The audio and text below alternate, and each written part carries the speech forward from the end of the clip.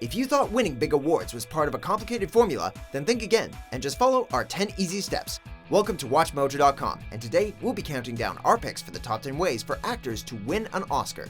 Now, I'm doing it because I've noticed that if you do a film about the Holocaust, guaranteed an Oscar. I've been nominated 4 times, never won. Before we begin, we publish new videos every day, so be sure to subscribe for more great content. For this list, we're looking at historically proven ways an actor can net themselves an Oscar. We're not saying following any of these options means Oscar gold is a given, but since these steps have proven effective in the past, they couldn't hurt either.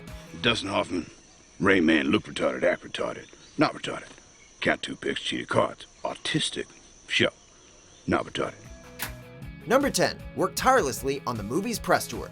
Once you've attained a measure of success as an artist, it's pretty much par for the course that you'll lose a little or a lot of privacy and become at least a partially public figure. I'm not gonna lie, it was the hardest, film, professional thing that I've ever done. While a select few have managed to stay out of the spotlight, giving interviews, making late-night talk show appearances, posting on social media, and other related promotional acts are all part of the game for a majority of actors and actresses. We had months of rehearsal, so it was really fun to learn to ballroom dance and tap dance and, Doing these things is even more vital when you're on a mission to gain recognition, as would expressing faith, confidence, and passion in the production, as these will help you remain on the radars of voters.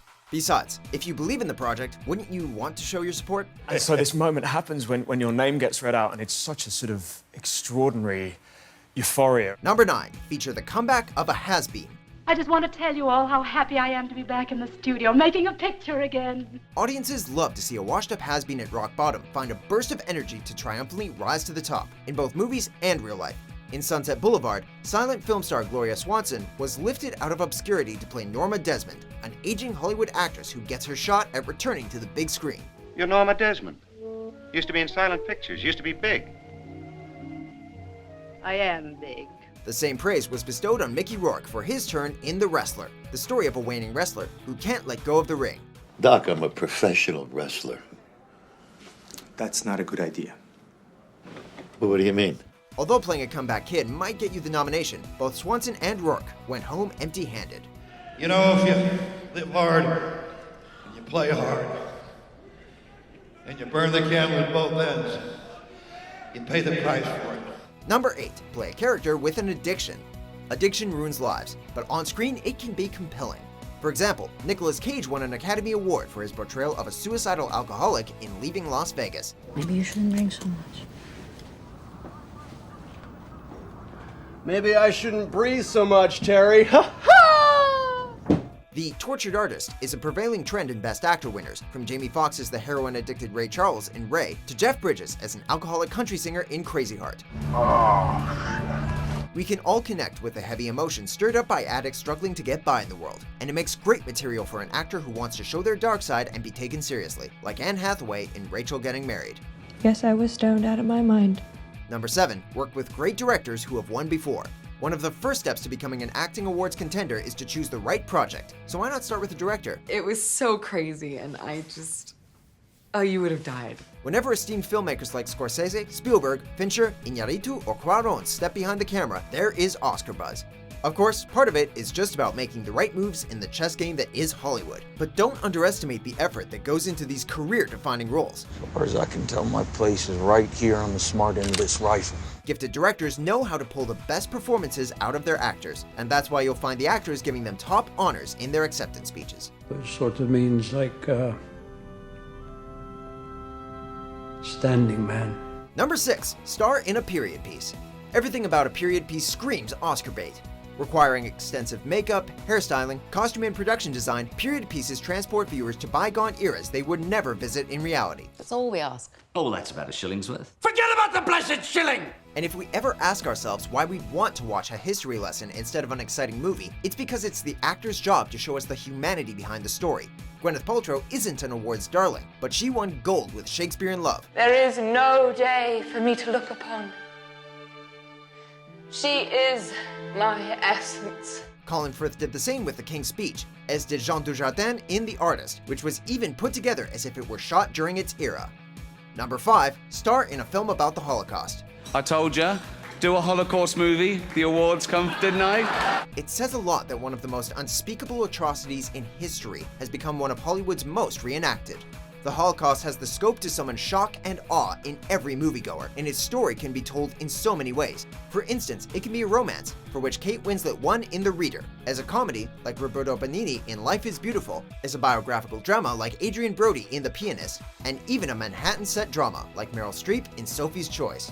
As Kate Winslet once joked, if you do a film about the Holocaust, you're guaranteed an Oscar. Schindler's Bloody List, The Pianist, Oscars coming out of their arse.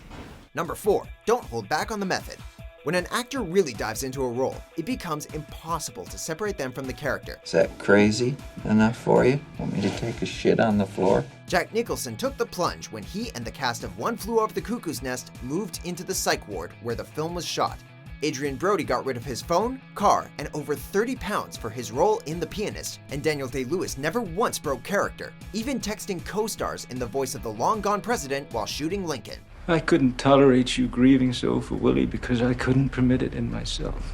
And then there is Leonardo DiCaprio, who slept inside an animal carcass and ate raw bison to get into character for The Revenant. Number 3, lose and/or gain weight. Everyone shows up glistening and gorgeous to the long-awaited ceremony, but countless stars radically alter their appearance to play the big role, and nothing says dedication like packing on or dropping pounds to get closer to the shape of the character. For Dallas Buyers Club, both Jared Leto and Matthew McConaughey shed weight to play HIV/AIDS patients, and both went home with Oscars, Best Actor for McConaughey and Best Supporting Actor for Leto. Congratulations. Anne Hathaway went on a lettuce leaf diet to play an impoverished prostitute in Les Miserables, and Robert De Niro famously went from fit to fat while playing Jake LaMotta. You're killing yourself the way you eat. Y'all fat look at you. Number 2, star as a handicapped, disabled, or mentally ill character. It's a concept famously parodied in Tropic Thunder, and however un-PC Robert Downey Jr.'s advice was, there's a truth to it nonetheless. You don't buy that? That's Sean Penn, 2001, I am saying. Remember? Went full retard. Went home empty-handed. The reality is that depictions of characters with disabilities have made for some of the most poignant performances in screen history. Remember Dustin Hoffman in Rain Man, Daniel Day-Lewis in My Left Foot, or Tom Hanks in Forrest Gump. Life was like a box of chocolates. You never know what you're gonna get. Women struggling with mental illness have also stepped into the fore, with both Jennifer Lawrence and Cate Blanchett winning Best Actress for their roles in Silver Linings Playbook and Blue Jasmine respectively. You are guaranteed an Oscar if you play a mentor. Before we unveil our top pick, here are a few honorable mentions. And I told Aerie, I don't expect to win the leadership, but I am going to run, just to shake up the party. I've been hooking since I was 13, man. Who the f am I kidding? I'm a hooker. Number 1, do a really good impression of a historical figure. According to the BBC, 1 in 5 Best Acting winners take home gold for their depictions of real people, and come Oscar night, you can always count on some of the major contenders to be picked from biopics and historical dramas. After what they did at the massacre, it's only an eye for an eye. An eye for an eye only ends up making the whole world blind. Few have the acting chops to really nail this category, but when they do, it's monumental.